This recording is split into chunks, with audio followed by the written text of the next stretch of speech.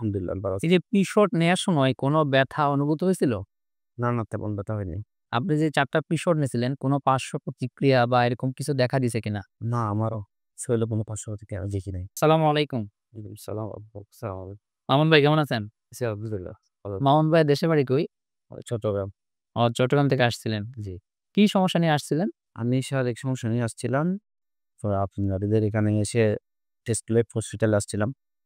তারপর এখানে আমাকে আপনারা টি-শার্ট সাজেস্ট করছিলেন। ৪ টা নেওয়ার পর আলহামদুলিল্লাহ আমি এখন ভালো আছি। আলহামদুলিল্লাহ ভালো এই আছি। যে প্রি-শট নেয়ার সময় কোনো ব্যথা অনুভূত হয়েছিল? না, না তেমন ব্যথা হয়নি।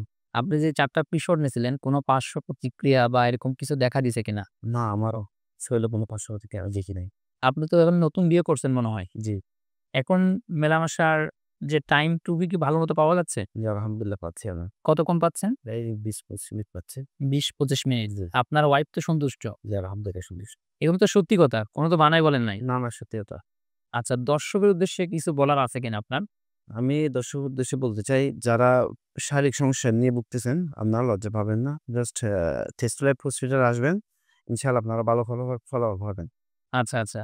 আর আপনার জন্য দোয়া রইলো। আপনি ভালো থাকেন।